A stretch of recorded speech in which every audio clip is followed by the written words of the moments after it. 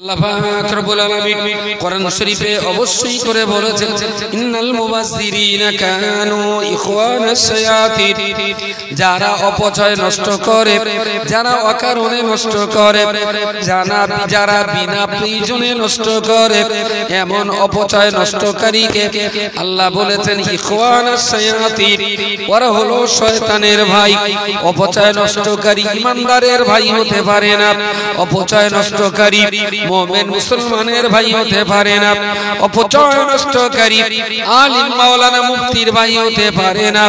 আল্লাহ বলেছেন ইন্নাল মুবাযযিরিনা কানু ইখওয়ানাশ শায়াতিন, যারা অপচয় নষ্ট করে ওরা হলো শয়তানের ভাই। তাহলে ওযু করার সময়ও একটু সতত লক্ষ্য রাখা উচিত যেন পানিটা অপচয় নষ্ট না হয়। পানি বিনা পয়সাতেও এখনো পশ্চিমবঙ্গে পানি পাওয়া যায়, তাই বলে আপনি অপচয় নষ্ট করার অধিকার আপনার নেই। আচ্ছা, কেউ ওযু করতে গিয়ে পানি নষ্ট করে, কেউ বাড়ি তৈরি করতে গিয়ে ডিজাইন করে করে পয়সা নষ্ট করে, কেউ আবার অপ্রয়োজনীয় ঈদের আগে নাপিত দোকানে বসে একটু ফেস ওয়াশ করে কি করে, তোরা তো জানবি, মুখটুকু একটু বেশ এটা সেটা লাগিয়ে কি বলে, আর একটা নাম আছে মেক।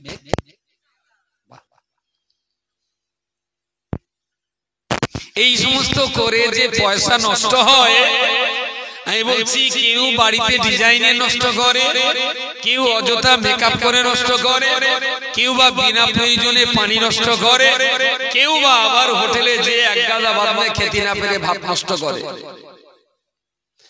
এই যে নষ্ট আপনার জীবনে সবচেয়ে ভাবনা চিন্তা করে একটু বলুন তিনি, সবচেয়ে মারাত্মক নষ্ট কোনটা?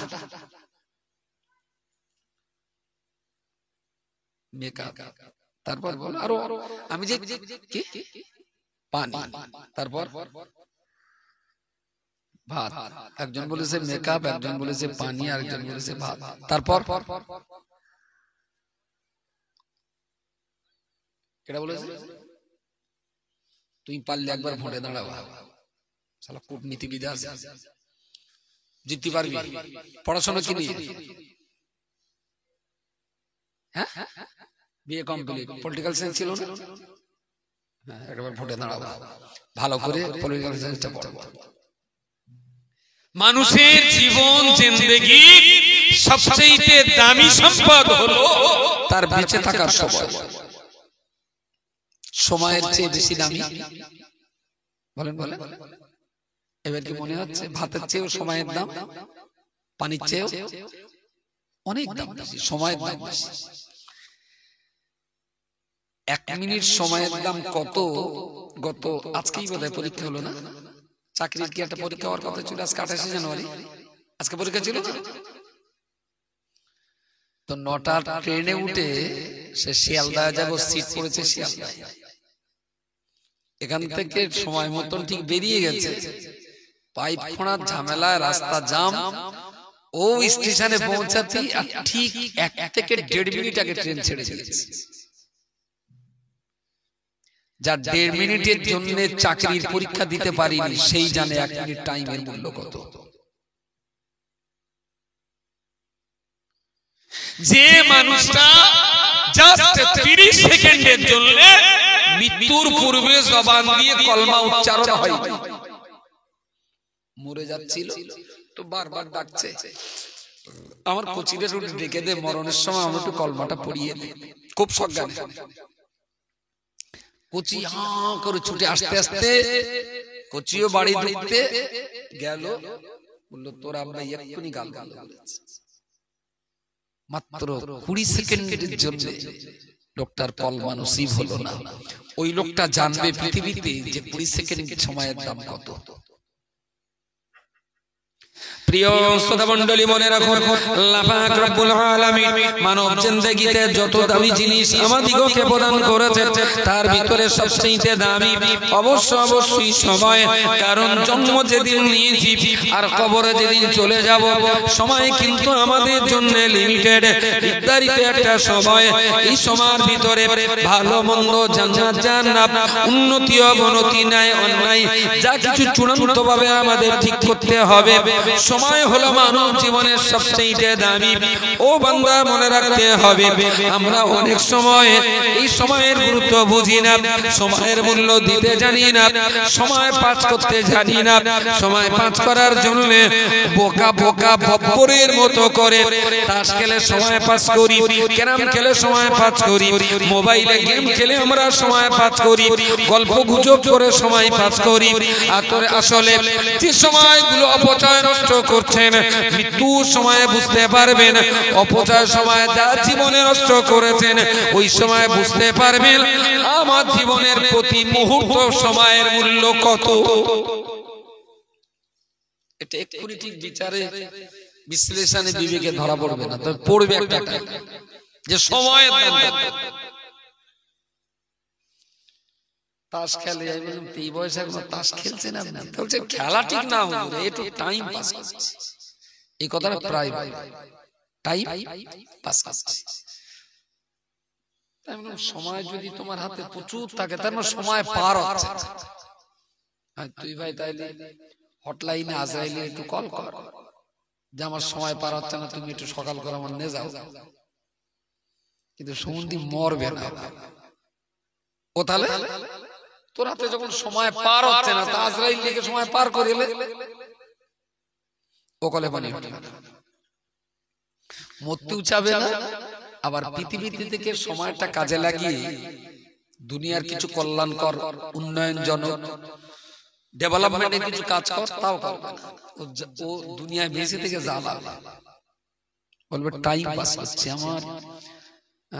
কিরকম একটা হয় যারা দুনিয়াটাকে কি ভেবেছে যে টাইম পার হচ্ছে না, সেই জন্য পাস করছে। তা যদি এমন কিছু সিস্টেম থাকতো যে যাদের হাতে সময় কাজে লাগে না, এই 3 ঘন্টা, এই 6 ঘন্টা 7 ঘন্টা মাঠে ডিউটি করে এসে সারা বিকেল বাড়ি থেকে একটু বিশ্রাম করে খেয়ে দিয়ে বাজারে গেল, দুটো বাজার ঘাট করে চার্জ করে আড্ডা বানাতে বাড়ি যা একটু বসে গল্প গুজব করছি। যদি কোনো সিস্টেম থাকতো যে সময় বিক্রি হয়, আমার জন্য 24 ঘন্টা দিনটা, আপনার জন্য 24 ঘন্টা, এখন আপনার 3 ঘন্টাটাই ওয়েস্টেজ হয়েছে, কোনো কাজ নেই, কোনো কাজ নেই। কাজ কাম করে ডিউটি শেষ করে চার দোকানে বসে গটরা মারছেন। আমি বললাম ভাই, আমি তো অফিসের সে কম্পিউটার ঠেলে আর পাচ্ছি না, তার তো 3 ঘন্টা সময় আমার একটু দে। তো 21 ঘন্টা তোর যখন কাজ মিটে যাচ্ছে, তাহলে 3 ঘন্টা ওয়েস্টেজ টাইমটা আমার। যদি সময় কেনা বেচা সম্ভব হতো, তাহলে পৃথিবীতে সবচেয়ে বেশি দামে সময় বিক্রি হতো। কিছু মনে টেনে হচ্ছে? হ্যাঁ, আমি এই 3 থেকে 5 মিনিট ফ্লাইট ধরতে গেলে এয়ারপোর্টে 2 ঘন্টা আগে যেতে হয়, 2 ঘন্টা আগে। যথারীতি বাড়ি থেকে যেখানে গিয়েছিলাম, কোয়েম্বাটুর বোধহয়, কারণ সে বন্ধু বান্ধবের চক্রে পড়ে যতবার বলি করছি তাড়াতাড়ি গাড়িটা, হবানি, উঠলেই তো বাড়ি যাবে। কতদিন পরে এসে একটু গল্প হোক। আমাদের এখানকার ছেলে পেলে যারা ওখানে কাজ করে, আমরা দেখ গল্প আমার ফোনে হবে না, তুই আমার একটুখানি ওখানে তুলে দে, চল এয়ারপোর্টের গেটের সামনে দাঁড়িয়ে গল্প বলবো। কিন্তু বাঁদরেরা ইচ্ছা করে ওইভাবে দেরি করে এবার গাড়ি তুলে এই তো এক্ষুনি চলে যাও। একটা জামে সিগন্যাল খেয়ে একটু দেরি হয়েছে, ঠিক 3 থেকে 4 মিনিট দেরি করেছি। আমরাও আসছি, টিকিট দিয়েছি, বলছে না ফ্লাইট ছাড়িনি, কিন্তু ফ্লাইট ছাড়তে 2 ঘন্টা বাকি। কিন্তু টিকিট শো করতে গেলে মিনিমাম নিরাপত্তা সুরক্ষার জন্য প্রত্যেক বিমান যাত্রীকে 2 ঘন্টা আগে যেতেই হবে। তা সে প্রধানমন্ত্রী হোক আর ডিএম হোক আর মুখ্যমন্ত্রী হোক, এটা বিমান কর্তৃপক্ষের আইন, সবাই যায় ও তাই আয়। আর মুসিবত হলো ওখান থেকে কানেক্টিং ট্রেন ফ্লাইটে আমাকে আরেক জায়গায় যেতে হবে, ওইটা ফেল মানে পরেরটাও ফেল। দুটো কানেক্টিং টিকিট ছিল, কেরালা থেকে কোয়েম্বাটুর, ওখান থেকে এখানে, দুটো টিকিট শেষ। 3 ঘন্টা 3 মিনিট সময়ের দাম কিরম বলে মনে হচ্ছে? হ্যাঁ, সময় যদি কেনা বেচা হতো, আমি বললাম স্যার আমি তো 3 মিনিট দেরি করেছি, এই না 3 থেকে 9 মিনিট টাইম আপনার দিয়ে দিলাম, কাজে লাগা। আমার তো দুটো টিকিটই যাবে প্রায় 12,000, আমি 3 মিনিট সময় যদি কেউ 10,000 টাকা বেচতো আমার কিনতি কোনো, কারণ 10,000 টাকা দিয়ে যদি 3 মিনিট টাইম কিনি তাও তো 2,000 টাকা লাভ। সময় যদি পৃথিবীতে বেচা কেনা করা সম্ভব হতো তাহলে পৃথিবীতে রক্তের চেয়েও গরুর গোশতের চেয়েও অনেক দামে বিক্রি হতো সময়, অনেক। আমি বলে যাব 2024 সালের ফেব্রুয়ারি মাসের 3 তারিখে। এখন আমি বললাম ভাই তো প্রতিদিন তো বসে বসে থাকিস, তা প্রতিদিন তুই 2 ঘন্টা করে টাইম আমার দে। ওর কাছ থেকে যদি 1 বছরে 2 ঘন্টা করে টাইম কিনে নেই তাহলে প্রায় 700 ঘন্টা টাইম, তাই না? ওই 700 ঘন্টা টাইম দে, আমি তো আরো 700 ঘন্টা বেশি বাঁচতে পারতাম। আমি যে বলেছি পৃথিবীতে সবচেয়ে দামে বিক্রি হতো সময়, এটা কি বড্ড ইয়ার কি মারা বানা হচ্ছে? সময়ের দাম কত দিতে বলেন দিন মানুষ? কখনো কখনো কলে পড়ে গেলে 1 ঘন্টা টাইম 1 কোটি টাকায় কলে পড়ে গেলে বিক্রি হবে। 1 ঘন্টা টাইম 1 কোটি টাকাতে বিক্রি হবে। রব্বুল আলামিন আল্লাহ বান্দা যার জন্য যা টাইম নির্ধারণ করে দিয়েছেন, আপনার কাজ থাকবে না থাক, আপনি কাজ করুন আর কাজ করুন, আপনি ঘুমান আর পাপের কাজ করুন, নামাজ পড়ুন আর কোরআন তেলাওয়াত করুন, ভালো আর মন্দ যেটাই করুন না কেন আল্লাহ পাক আপনার জন্য 50 কিংবা 70 বছর যেটা বরাদ্দ করেছেন, আপনার বরাদ্দকৃত সময়ের 1 ঘন্টা টাইম কাউকে বেচতে পারবেন না। আবার আপনার বরাদ্দ টাইমের চাইতে 1 ঘন্টা বেশি বেঁচে থাকার জন্য অন্যের কাছ থেকে আপনি 5 মিনিট সময় কিনতে পারবেন না। আল্লাহ পাক এটা তো স্পষ্ট করেই বলে দিয়েছেন বান্দারে, ও আমার বান্দা শোনো শোনো, যখন চূড়ান্ত সময় সীমা ফাইদা জাআজালুহুম লা ইস্তাখিরুনা সাআতান ওয়া লা ইস্তাকদিমুন, আমি আল্লাহ তোমাদের জন্য বলছি বান্দা তোমার মৃত্যুর সঠিক এবং চূড়ান্ত নির্দিষ্ট সময় যখন এসে যাবে, লা ইস্তাখিরুনা সাআতান, পৃথিবীর কোন জমিদারের জন্য 1 ঘন্টা দেরি করা হবে না, আবার কোন ফকির মিসকিন গরিব মানুষের জন্য 1 ঘন্টা আগেও কাউকে মারা হবে না। আমার টাইম আপনাকে দিয়ে 2 ঘন্টা বেশি আপনি বাঁচতে পারবেন না, আবার আপনার কাছ থেকে 1 ঘন্টা টাইম কিনে আমি 1 ঘন্টা বেশি বাঁচতে পারব। যার যা নির্ধারণ করা আছে এই চূড়ান্ত সীমারেখার আকপিচ করার ক্ষমতা আমাদের কারণ নেই। আর এই টাইমটাতে আপনাকে ঠিক করে নিতে হবে জান্নাতে যাবেন না জাহান্নামে যাবেন, তাই না? এরপরে আর টাইম হবে, মরার পরে আর ভাবার কোনো জায়গা। হ্যাঁ, হাতে বিদেশে থাকে তা বাড়ি এসেছে, ছেলে বাপ বলল কোচি তুই আর যাস না, একটা বেসাদি করে বাড়ি থাক, তাহলে যাব।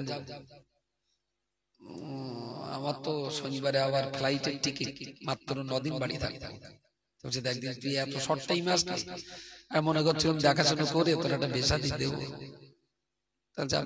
তা সে যদি মনে করেন এবারে তোমার টাইম নেই, এবারে একটু বেড আর দিয়ে দেন, তারপরে আর 2 বছর পরে বাড়ি এসে ঘর বাদ দেখা টাকা ঠিক করলে হবে। বুঝতে পারেন ভাই? ওর বাপ বলেছে তুই বাড়ি আসলি এত অল্প সময় না, মনে করছিল একটু দেখাশোনা করে তোর বিয়ে দিয়ে দেবো। তার ছেলে বলে আব্বা এবার যখন সময় কম তুমি বিয়েটা আগে দিয়ে লাও, তারপর পরের বার বাড়ি এসে আবার ঘর বাদ দেখাশোনা ঠিক করলে হবে। এরম হয় বেবে যা আগে বে করে আগে বে করে নেই, পরে ঘর বাদ দেখলে হবে, হয় না? হয় না? একটু হুঁশো তো শহুর বাড়ি গিয়ে বদনানে পায়খানা ঘরে গিয়ে বসেই থাকে, বদনার নলের গোলা ছেড়ে হু করে পানি পানি। তো চিন্তা করে নিলে আমার পায়খানা শেষ হয়ে পানিতে পড়ে যায়, মানে তা পানিগুলো নষ্ট না করে আগে সুইচ খেলে ও মনে সাত মিনিটকে পানিগুলো নষ্ট হয়ে যাচ্ছিল বলে ভালো করে সুইচ খেলে তারপরে পায়খানা শুরু করে। এবার শেষে গিয়ে মনে হচ্ছে যে কি সর্বনাশ করলো। ও যা ছিল নলের গোড়া বন্ধ পড়ে যাবার পরেও তবু খানিকটা ছিল, আর এ যা হয়েছে এখন তো লুঙ্গি মুটো করে এনে সাউরি গ্যাসকে বলতে পানি দাও।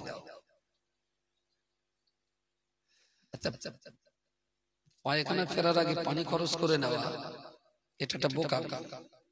আবার আবার বিয়ে করে ঘরবার দেখতে যাওয়া এটাও একটা বোকা। আর ইসলাম না জেনে পড়ে মুসলমান হওয়া,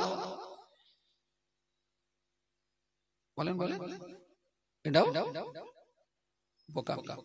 আর লক্ষণ কাঠিতে বোকার দলের লোক বেশি না চালাকের দলে বেশি? বোকার দলে। আগে পানি খরচ করে পরে টয়লেট করা, এটা যদি বোকামি হয় তাহলে ইসলাম ধর্মটা না জেনে না পড়ে না বুঝে মুসলমান হওয়াটা তার চাইতে অনেক বড় বোকা।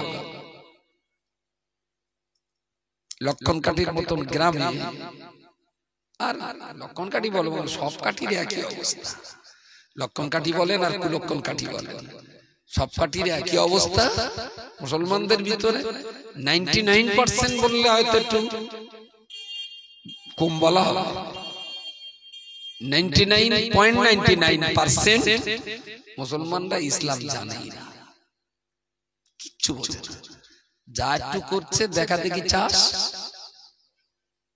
বলে পাশাপাশি, ওরা এরকম করে এরা ওরকম করে, আমি ওরকম করবো, ওরা ওরা করে আমি ওরকম করবো, ওরা ঈদে একটু লাচ্চা খায় আমি একটু লাচ্চা খাবো, ওরা হাঁস থেকে দাঁত খেলায় আমি একটু দাঁত খেলকে দেবো। পুরো ধর্ম যা হচ্ছে ওই দেখা দেখি আল্লাহ। আসলে যদি মানুষ নিজে ধর্ম না বোঝে তাহলে সে ধর্ম পালন করে কোনো মজা লাগে না, কোনো মজা লাগে না। প্রিয় শ্রোতা মণ্ডলী, তাহলে জীবন জিন্দেগিতে যত দামি জিনিস থাক না কেন, চাল ডাল তরি তরকারি, সোনা রূপা হীরা মণি কাঞ্চন, আপনার গাড়িটা বাড়িটা ইট ভাটা জলকর কিংবা ব্যাংকের অ্যাকাউন্ট চেক বই, যত দামি জিনিস দুনিয়ায় থাক না কেন, আল্লাহ পাক রব্বুল আলামিন আপনার বেঁচে থাকার জন্য জন্ম থেকে মরণ পর্যন্ত যে সময়গুলো আপনার জন্য নির্ধারণ করে দিয়েছেন, আপনার জীবন যৌবনের সবচেয়ে দামি জিনিস হলো আপনার বেঁচে থাকার সময়। এই সময় যদি ঠিকঠাক কাজে লাগাতে পারেন আপনার জীবন ধন্য হবে।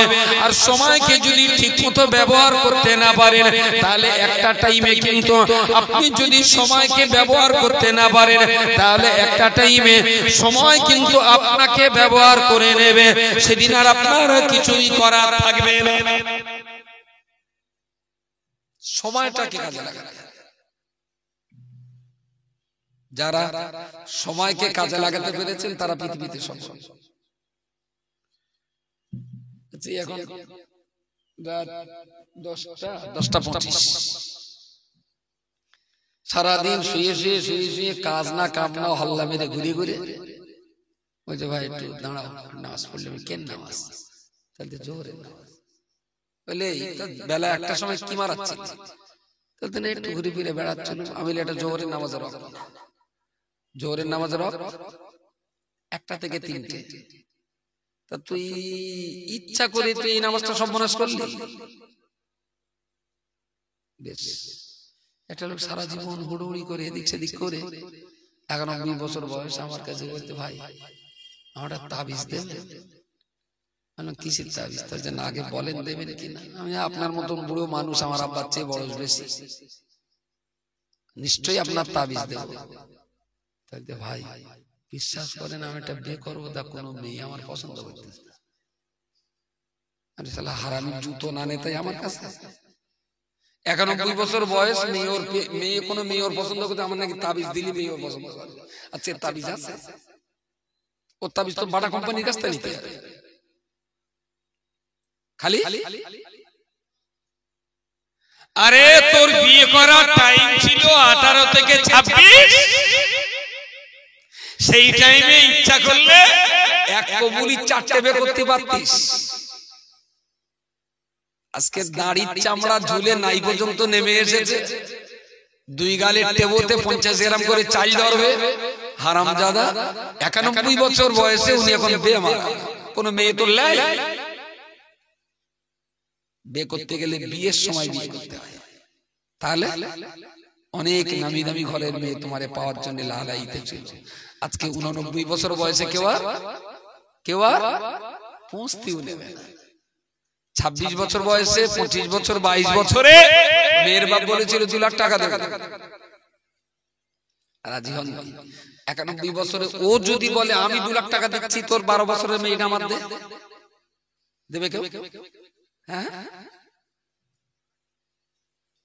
দ্যাট ইজ টাইম, সময়।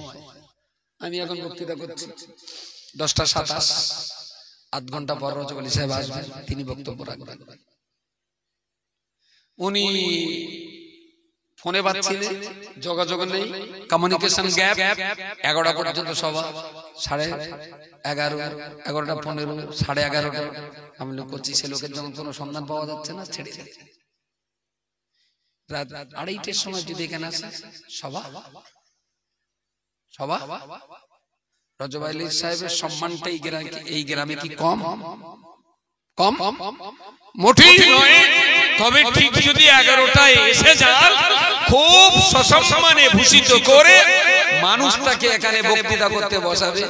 যদি ঘন্টা 2 দেরি করে 2:30টার দিকে আসে, এখানে এসে যদি মাইক নিয়ে বলে আমি আল্লামা মুফতি শাহ সুফি রজব আলী সাহেব রহমতুল্লাহ আলাইহি ওয়াজ করতে এসেছি, আসা লোকে আসবে। সঠিক টাইমে আসলে সঠিক মর্যাদা। টাইম অপচয় করে 2 ঘন্টা দেরিতে সভা যদি বন্ধ হয়, মানুষ কিন্তু ভালো চোখে কখনো দেখবে না।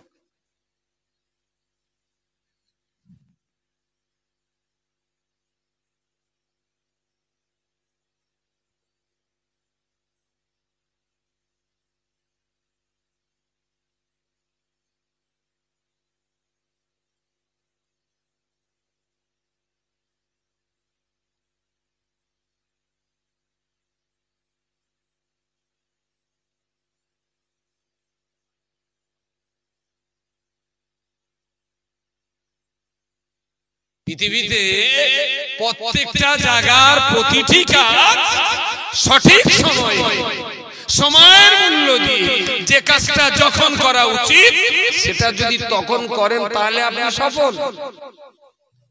ও ডাকবে পৌষ মাসে আর আপনি লে যাবেন মাঘ মাসে ঘোড়ার ডিম। ওর একটা টাইমের গুরুত্ব আছে।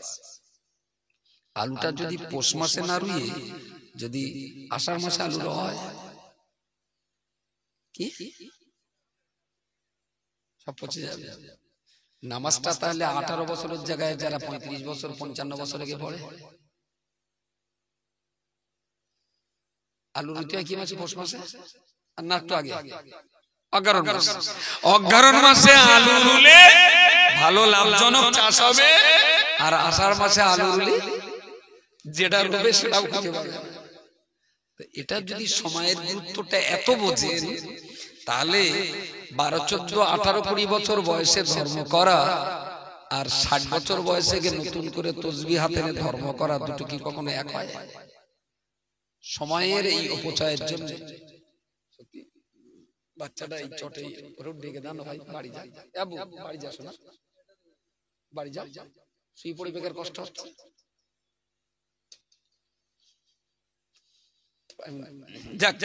তো এই সময়টা যদি এখনো না বোঝেন, সময়ের গুরুত্বটা যদি এখনো না বোঝেন, তাহলে কিন্তু আপনার লাইফ বরবাদ হয়ে যাবে। কোনো কিছু দিয়ে এই লাইফকে আপনি বাঁচাতে পারবেন না। মানব জীবনের সময় এতটাই গুরুত্বপূর্ণ, মানব জীবনের সময় এতটাই ভাইটাল। ইন্নাল মুবাজ্জিরিনা কানু, বলেন ইখওয়ানাশ শায়াতিন, যারা অপচয় নষ্ট করে তারা হলো শয়তানের ভাই। বাড়িটা, গাড়িটা, জলকটটা, ভাটাটা, টাকাটা, সোনাটা, হিরেটা, রূপটা, এগুলো অপচয় নষ্ট করার তুলনায় মানব জিন্দেগিতে সবচেয়ে লস হলো সময়ের অপচয়।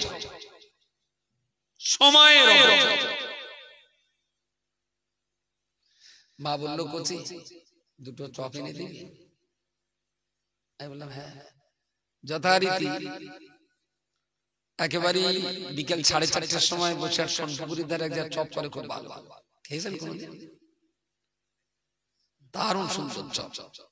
আমি চপ ভক্ত না, কিন্তু ওখান থেকে গেলি না একটু যেন গালে বানিয়ে আসে। যে কোনো কারণেই হোক চপটা আমার খুব ভালো লাগে, কিনে খাই। একদম গরম চপ বাড়ি এনে বউটার বললাম চপগুলো ফ্রিজে রাখবি। সন্ধে 5টায় গরম চপ কিনে বাড়ি গিয়ে ফ্রিজে রেখে সেই চপ রাত 2টোর সময় যদি মাকে দেয়, ওরার মজা মজা। 18 বছরের এই গরম চপগুলো যারা ফ্রিজে রেখে 62 বছর আগে ফ্রিজের নামাজ পড়ে, আমার মা গরম চপ ফ্রিজে ঠান্ডা হলে তাই খায় না। আর তোমার আল্লাহ কি এত হুঁশো, যার 18 বছরের গরম নামাজটা 62 বছরে ফ্রিজে ঠান্ডা করে দেবে, সেই নামাজ আল্লাহ নেবে। প্রিয় শ্রোতা মণ্ডলী, আমি এখনো বলতে চাইছি, আপনি আপনার সময়ের গুরুত্ব দিন, আপনার সময়ের মূল্য দিন। সময়টা কখনো অপচয় নষ্ট করবেন না। আপনি দায়িত্ব মতো কাজ করুন, সময় মতো 5 ওয়াক্ত নামাজ পড়ুন, সকাল সন্ধ্যা আল্লাহর কোরআন তেলাওয়াত করুন। আপনি আপনার সুযোগ মতো ব্যবসা বাণিজ্য করুন, বাচ্চা কাচ্চার পড়াশোনার প্রতি আপনি লক্ষ্য রাখুন। দস্তুর মতো আপনি আপনার সংসারের উন্নয়নের ভাবনা ভাবতে থাকুন। আপনার ডেভেলপমেন্ট হলে মসজিদ, মাদ্রাসা, কবরস্থান আপনার দানের পয়সা পাবেন। আপনি যদি 2 টাকার মালিক হতে পারেন, আপনার টাকা ফকির মিসকিন 2 টাকা পেতে পারেন। কিন্তু বান্দা এটা মনে রাখতে হবে, এই সময়টা যখন যে কাজে ব্যয় করার মতো প্রত্যেকটা কাজে আপনি সময় দিতে পারেন। যদি আপনার বাচ্চাটার পড়াশোনা, আপনার সংসারের উন্নতি, আপনার পরিবারের কল্যাণ, আপনার সমাজ কি করে এগিয়ে যাবে, আপনার কমিউনিটির কিভাবে ডেভেলপমেন্ট হবে, এই ভাবনা যদি একবার মাথায় রাখতে পারেন, আল্লাহর জাতের কসম করে বলছি, ফ্রি ফায়ার, পাবজি আর মোবাইলে গেম খেলে সময় নষ্ট করার মতো স্ট্রেস টাইম আপনার হাতে থাকবে না। যদি একবার মনে হয়, তাই তো কোচিটা পড়ছে, কোন কিতাব কতটা পড়ছে একটু দেখে দিই। যদি মনে হয় গ্রামের উত্তর পাড়ায় দাদুরা অনেকদিন শরীরটা খারাপ, যায় একটু দেখে আসে, দিন বুড়ো মানুষ কতদিন দেখা হয়। যদি মনে হয় রাস্তাটার কাছে সেই বর্ষাকালে কেটে দিয়েছিল, সবার এই গাড্ডা সাইকেল পড়ে, খানার থেকে 2 কোদাল মাটি কেটে এই রাত কথা বলা, চুপচাপ বস।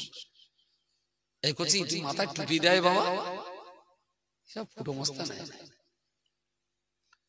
তো অনেক সময় রাস্তা কাটা থাকে, ইচ্ছা করলে খানার থেকে 2 কোদাল মাটি দিয়ে রাস্তাটা সমান করে দেওয়া যায়। যদি মানুষ মনে করে যে কমিউনিটি এম্পাওয়ারমেন্ট বা সোশ্যাল ডেভেলপমেন্ট বা এডুকেশনের উন্নতি, বাচ্চা কাচ্চার সুন্দর জীবন গড়া ভাবনাগুলো যদি মাথায় থাকে না, সারাদিন ওর সামনে এত পরিমাণ কাজ থাকবে, ও তাস, পাশা, ক্যারাম, মোবাইল খেলার টাইম তার হাতে নেই। ভালো ভালো কাজ আছে আপনার সামনে, প্রচুর সুন্দর সুন্দর কাজ আছে, কিন্তু সেসব চিন্তা মাথায় নিতে গেলে ইসলামটা তাকে বুঝতে হয়। কিন্তু এরাও তো আগে সুচ খেলেছে, তারপর আগ দিয়ে ইসলামটা বুঝলে তবে তো কাজের বিরাট জগৎ আপনার কাছে আছে। নবী আমার হাদিস শরীফের ভিতরে বলেছেন, বাবা সাহাবী মনে রেখো, তুমি যদি কখনো সংবাদ পাও তোমার গ্রাম, তোমার মহল্লা, তোমার প্রতিবেশীর কোন মানুষ রোগাক্রান্ত হয়ে পড়েছেন, রোগ যন্ত্রণায় কষ্ট পাচ্ছেন, আমি রাসূল তোমার জন্য বলছি, তুমি অবশ্যই ওই লোকটাকে দেখতে যাবে, তুমি তার একটু দেখাশোনা করতে যাবে। নবী আমার বললেন, বাবা সাহাবী, রোগীকে দেখার জন্য, অসুস্থ ব্যক্তিকে দেখভাল করার জন্য তুমি বাড়িতে থেকে বেরিয়ে তার বাড়ি পর্যন্ত যাবে, আবার তাকে দেখে শুনে যতক্ষণ তুমি তোমার ঘরে ফিরে না আসবে তত সময় পর্যন্ত আল্লাহ পাক রব্বুল আলামিনের দয়ার জান্নাতের উপরেই তোমার বিচরণ হবে। জোরে জোরে বলুন সুবহানাল্লাহ। একটা রোগী দেখতে যাওয়া মানে জান্নাতের পথে হেঁটে চলা। সে রোগীটা হিন্দু হতে পারে, সে রোগীটা ইসলামের চরম শত্রু হতে পারে, সে রোগীটা ইসলামের বন্ধু হতে পারে, সে রোগীরা আপনার আত্মীয় অনাত্মীয় যে কেউ হতে পারে। রোগীকে দেখতে যাওয়া মানে নবী বললেন জান্নাতের পথে চলা। রোগীর বাড়ি যতদূর গেলে আর এলে তার মানে তুমি তোমার জান্নাতের এতটা পরিমাণ পথ এগিয়ে নিতে পেরেছো। বলুন সুবহানাল্লাহ। এখন আর মনে হয় রোগী দেখার কথা, ঠিক যে বাড়ির রোগী তারাই কজন বাকি লোকেরা মনে ভাবার টাইম নাই। আসলে রোগী দেখতে যাওয়া যে এতটা সওয়াবের কাজ, এটা যদি আগে বুঝে সুঝে মুসলমানরা হওয়া যেত তাহলে নিশ্চয়ই এ পাড়া থেকে ও পাড়াতে রোগী দেখার প্রবণতা তৈরি হতো। এর জন্য টাকা লাগে না। মানুষের সেবা করতে গেলে সবসময় যে টাকা লাগে আমার একদম মনে হয়নি। আমার মনে হয়েছে একটা ভালো মন লাগে, একটু অন্তর ভালো থাকলে বিনা টাকাতেও অনেক ভালো ভালো সেবা করা যায়। তখন আর সময় একটু অপচয় নষ্ট হবে না। সকাল থেকে সন্ধ্যা, সন্ধ্যা থেকে সকাল, পুরো টাইমটাই কিন্তু আপনি কোনো না কোনো কাজে আপনার টাইমগুলো ব্যয় হয়। প্রিয় শ্রোতা মণ্ডলী, আবার আমি গোড়ার কথায় ফিরে যাব। বলতে বলতে অনেক দূর পর্যন্ত এসেছি। রব্বুল আলামিন আল্লাহ তিনি তার কালাম পাকের মধ্যে বলেছেন, আফালা ইয়ানজুরুনা ইলাল ইবিলি কাইফা খুলিকাত। বান্দা তোমরা কি একটা বার উটের দিকে দেখো না যে উটটাকে কিভাবে সৃষ্টি করা হয়েছে? হ্যাঁ, সত্য সত্যই উটের কথা বলতে বলতে এত দূর পর্যন্ত এসেছি। উট এমন একটা প্রাণী তার কাছ থেকে সাবারির কাজ করতে পারি। গরু এমন একটা প্রাণী যার কাছ থেকে নাঙল চষা দুধ নেওয়া, আবার তার গোশত খাবার কাজ নিতে পারি। ঘোড়া সবারই কাজ করে দেবে, তবে ঘোড়ার গোশত আর দুধ আমাদের জন্য জায়েজ নয়। ঘোড়া আর গরু এদের তুলনাতে উট এমন একটা প্রাণী যেটার কাছ থেকে সবারই কাজ করতে পারি, তার গোশত আমরা খেতে পারি, আবার তার দুধ পান করে জীবন নির্বাহ করতে পারি। আর তার চেয়ে অনেক বড় কথা হলো মরুভূমির বুকে উটকে মরুভূমি জাত বলা হয়, কারণ মরুভূমির বুকে কেউ গাদার পিঠে সাবার করবে না। মরুভূমির বুকে ঘোড়ার পিঠে কেউ সাবার করবে না। আকসার ক্ষেত্রে দেখা গেছে মরুভূমিতে মানুষেরা উটের পিঠে সাবার হয়। তার মারাত্মক কারণ হলো এইটা, আল্লাহ সৃষ্টি কৌশল ভাবলে মানুষ পাগল হয়ে যাবে। মরুভূমিতে পানির খুব অভাব, তবে কোথাও কোথাও ওই বালি এদিকে ওদিকে একটু সরিয়ে দেবেন, ঠিক 1 থেকে 1.5 ফুট মাটির তলায় সুন্দর একটা গর্ত ভর্তি 10 কোটি লিটার পানি আছে। সুবহানাল্লাহ। মরুভূমির উপরে কিলোস্কার মেশিন চালিয়ে দিলে 20-50 ঘন্টা চললেও কোনো জায়গায় পানি এক ফুটও দাঁড়াবে না, সব বালিতে টেনে টেনে। যে মরুভূমিতে এত পরিমাণ পানি শোষণ করে নেয়, সেই মরুভূমির বালুরাশির তলায় কোথাও কোথাও 10-20 লিটার পানির একটা ছোট্ট ট্যাঙ্কি উপর থেকে সরিয়ে দিয়ে দেখবেন ভিতরে একদম চকচকে ঝকঝকে খুব শীতল পানি বিদ্যমান। সুবহানাল্লাহ। এখন এই যে বালির 1-1.5 ফুট বালির তলায় এই যে 10-20 লিটার পানি, পৃথিবীতে কোন মরুভূমির কোন কোন জায়গায় আছে এই সন্ধানটা একমাত্র উট ছাড়া আর অন্য কোন প্রাণী জানে না। সুবহানাল্লাহ। আপনি কি বুঝবেন আল্লাহ সৃষ্টির রহস্য, অসীম অপার মহিমা তোমার ভাবিলে হারায় গেল। আপনি 20-50 বার কোরআন খতম করে ও কথা বুঝতে পারবেন না যে কোন মাটির তলায় পানি আছে, কোন বালির তলায় পানি আছে, কিন্তু উট জানে, উট খুব জানে মরুভূমির কোন কোন জায়গায় কোথায় পানি থাকে। তবে পানি বেশি না, ওই 10-20 লিটার, ওই 20 লিটার পানি তুলে নেবে তোরা শুধু প্রিয় শ্রোতা মণ্ডলী, মরুভূমিতে উটের পিঠে চড়তে চড়তে বহু রাস্তা আগমন করেছেন। হঠাৎ করে আপনার কাছে পানি ফুরিয়ে গেল। উট কি খাবে, আপনি কি খাবেন, কি করে আপনি পানি পান করবেন? পানির মস্ক ফুরিয়ে গেছে, একটু তো আছে এখানে পানি নেই। এমন অবস্থাতে উটের পিঠ থেকে আপনি নেমে আসুন। উটের পিঠে যে পানির মস্ক রয়েছে, পানির মস্কটা উবুড় করে ধরুন, ওর ভিতর থেকে এক দু ফোঁটা পানি গড়িয়ে পড়বে। উটকে বুঝিয়ে দিতে হবে যে পানির পাত্রে পানি শেষ হয়ে গেছে। আপনি ওটা দেখিয়ে দিয়ে আপনি আপনার জায়গায় দাঁড়িয়ে থাকুন। উট কিন্তু একাই চলে যাবে, তীরের গতিতে ছুটতে থাকবে। কোথাও যদি সে পানির সন্ধান পেয়ে যায়, কোথাও যদি পানির সন্ধান পেয়ে যায়, যেখানে বুঝতে পারবে ওই মরুভূমির বালির ভিতরে ওর মাথাটা ওর ভিতরে ঢুকিয়ে দিয়ে পানির সন্ধান বুঝতে পারবে। এবার সেখান থেকে আবার ফিরে এসে দুই হাঁটু গেড়ে সামনে বসে যাবে। মহাজনকে তার পিঠে তুলে নিয়ে সেই জায়গায় নিয়ে ওই জায়গাটায় মাথা গুঁজে দিয়ে মহাজনকে ইশারা করলো, এই মাটির নিচে পানি রয়েছে, ওর যেখানটায় মুখ ঢুকিয়ে দিয়েছে ওই জায়গা থেকে যদি বালিগুলো আপনি সরিয়ে দেবেন, ওর ভিতরে 20-30 লিটার পানি আপনি পেয়ে যাবেন। জোরে সোরে বলুন সুবহানাল্লাহ। আফালা ইয়ানজুরুনা ইলাল ইবিলি কাইফা খুলিকাত। বান্দা, আমার সৃষ্টি করা উটের দিকে কি একবার ফিরে দেখো না, জানি উটের ভিতরে কি জ্ঞান দিয়ে তাকে সৃষ্টি করেছি। অসাধারণ, অসম্ভব রকমের অকল্পনীয় এক ঘটনা, যে কোনো মেশিন বলতে পারবে না কোথায় পানি আছে। কোন জাদুকর, কোন মাওলানা মোল্লা মুন্সি বলতে পারে না কোথায় কোথায় পানি আছে, কিন্তু উট বলতে পারে। পৃথিবীর প্রত্যেকটা প্রাণীর ভিতরে আল্লাহ কিছু না কিছু আলাদা বৈশিষ্ট্য দিয়েছেন। পৃথিবীর সবচেয়ে বেশি ঘ্রাণ শক্তি কার? কি বলেছে?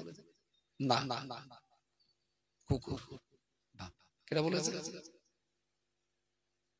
তাহলে আমি খারাপ বলিনি বলে একবার পটে দাঁড়াবি। কুকুরের ঘ্রাণ শক্তি সবচেয়ে বেশি। আর নিজের বডির চাইতে, নিজের ওজনের চাইতে, ধরুন আমি 63 কিলো, 63 কিলোর সঙ্গে 20 গুণ করলে কত হবে?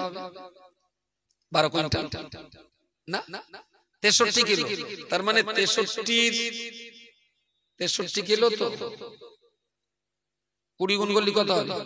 63 দুগুণ 60 দুগুণ 6 দুগুণ 12, 1260 কুইন্টাল না, বেশি হয়ে যাচ্ছে, 1260 কুইন্টাল কেজি। 20 গুণ, ওকে ঠিক আছে, 1260 কেজি, তার মানে 12 কুইন্টাল ধরে নেন। আচ্ছা, যে মানুষটা 60 কিলো ওজন, তার পক্ষে 12 কুইন্টাল মাথায় করে বাবা সম্ভব? যে গরুটা 1 কুইন্টাল ওজন, সে গরুটা কি 20 কুইন্টাল বইতে পারবে? এই কেরামতিটা পিঁপড়ের আছে।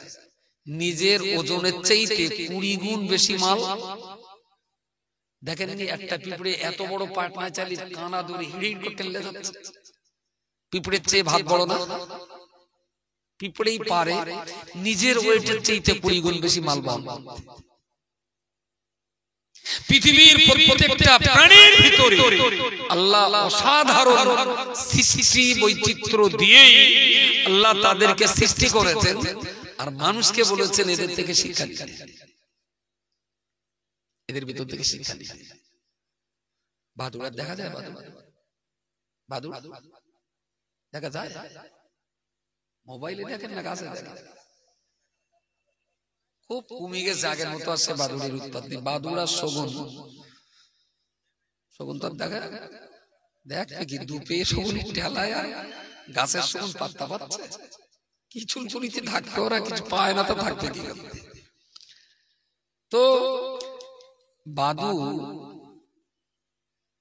ওরা যেখান থেকেই খায় সেখান থেকেই পায়খানা করে, আবার বাচ্চা ডেলিভারি সেখান থেকে। এখন অনেক গাছ দেখেছি, এখনো খুঁজলে কিছু কিছু করে পাওয়া যাবে। বাদুড় যে কোনো গাছে থাকে না, যেখানে থাকে এক গাছে অনেকটা থাকে। এটা বাদুড়ের একটা স্বভাব। ওরা কেউ খুব একটা একা একা মস্তানি করে না, যা করে দলবদ্ধ ভাবে ওরা থাকে। এখন বাদুড় তো দুই হাতে ধরে মাথা, পা দিয়ে ডাল ধরে আর মাথা নিচের দিকে ঝুলছে। যখন কোনো বাদুড় ডিম পাড়ে না, বাচ্চা বাচ্চা বাচ্চা বাচ্চা, তোর পা তো আকাশ মুখ আর মুখ নিচু। কোন নারী বাদুড়ের যখন ডেলিভারি ব্যথা ওঠে বলে লোকে আবার বড্ড বেয়াদব বলবে, ডেলিভারি পেন শুরু হলে ও এক ধরনের আওয়াজ করে, আর ও আওয়াজ করলেই ওর স্বামী ওর কাছে আসবে। বাই চান্স যদি ওর স্বামী তখন বাড়ি না থাকে, তখন ওর আশপাশের প্রতিবেশীরা ওর স্বামীরে খোঁজ দিয়ে যাবে, খুঁজে খুঁজে তার ডেকে বের করবে, করে ওর একটু নাক কান মলা দেবে যে তোর বড় দিকে ব্যথা উঠেছে, শয়তান তুমি পাড়া বেরিয়ে বেড়াচ্ছ, আর বাড়ি চলা গেল বলে ওরে বাড়ি আসবে। ও এসে বা ঠিক যে জায়গাটায় মেয়ে বাদুরটা ঝুলছে তার একদম কাছাকাছি পুরুষ বাদুরটা এসে ঝুলে এক পা দিয়ে একটা ডানা দিয়ে ওকে জড়িয়ে বুকের ভিতরে নেবে, আর নিজের আর একটা ডানা মেয়ে বাদুড়ের গালের নিচে আর একটা ডানা পেতে দেবে। এবারে নারী বাদুড়ের গালের বাচ্চাটা পুরুষ বাদুড়ের ডানার উপরে ডেলিভারি হবে। জোরে সোরে বলুন সুবহানাল্লাহ, সুবহানাল্লাহ। অসীম অপার মহিমা তোমার ভাবিলে হারায় গেল। এরপরে ওর স্ত্রীর ডেলিভারি প্রসব বেদনাতে ওর স্বামী ছাড়া দ্বিতীয় কোন পুরুষ বাদুড় তার ত্রিশি বানায় যাবে না। আর আমাদের এখন সুন্নতে মুআক্কাদা, পেটে বাচ্চা হলি ডেট আসার আগে বৌমা কুনকুন করবে, কি ব্যাপার আমার বুকির কাছে না কেনাটা কিনকিন পানা করতে, নার কাছে না একটা টিস টিস পানা করতেছে, ডান ধারে না একটু ঠুল মারা বানা করতেছে, তার মানে কোঁতাকুতি করে বাচ্চা বাড়বে না, ফেড়ে বের করলাম। বুঝতে পারেন এই জমানার একটা স্টাইল হয়ে গেছে সিজার করা। শুধু ডাক্তারদের দোষ দিলে হবে না, নরমাল হলে তো ডাক্তাররা পয়সা পাবে না, ফেড়ে বের করলে ডাক্তারদের পয়সা হবে, আর সেই সঙ্গে নরমালে বাচ্চা পারতে গেলে মেয়েদের একটু কষ্ট হবে, মেয়েদের কষ্ট হবে। এ পার্টি কষ্ট করবে না, যার জন্য কুনকুন কিনকিন ঠুল মারামারি এইসব গান গেয়ে গেয়ে গেয়ে গেয়ে শহরের ছেলেটার মাথা খেয়ে ব্যথা ওঠার এক সপ্তাহ আগে হসপিটালে ভর্তি হবে, মদ্দা ডাক্তার ধরে ফাড়বে বের করবে, খুব ভালো লাগবে। শালা একটা বাদুড়ও চায় না যে আমার গিন্নির কাছে আর একটা মদ্দা লোক আসুক, কিন্তু মানুষ এখন সেটা খুব গুরুত্বপূর্ণ মনে করেছে। লকডাউনের সময় এখন যা শুনছি আর কি, হ্যাঁ আমার মুন্না ভাই বিরাট অবস্থা খারাপ ছিল, ও সিজার করা ছাড়া কোনো লাইন ছিল না, কিন্তু লকডাউনের সময় 100-র ভিতরে 97টা বাচ্চা নরমালি কি করে হয়েছিল ভাই? 3টে বাচ্চা হসপিটালে গিয়েছিল লকডাউন চলাকালীন, মনে আছে করোনা সেই ধানাসি? তখন তো 97% বাচ্চা সব নরমালি হয়েছে, সব বাড়িতে। কি করে হয়? 3টে বাচ্চা হসপিটালে, নার্সিংহোমে মাতৃশালা সহ, আর 97টা বাচ্চা বাড়িতে। এখন আর দেখছেন বাচ্চা বাড়িতে হচ্ছে, সব ডাক্তারদের দোষ না, আমাদের বাড়ির বাদুড়গুলো বদমাশ। বাদুড়ের ভিতরে এই প্রবণতাটা আছে যে ওর স্ত্রীর বাচ্চা প্রসব হবে, আমরা কেউ ওখানে যাব না, ওর স্বামী ওর স্ত্রীকেও স্বামী দেখবে, আর কেউ। সিজারে আপনার কষ্টটা কমবে, কিন্তু ইজ্জত ইজ্জত শেষ।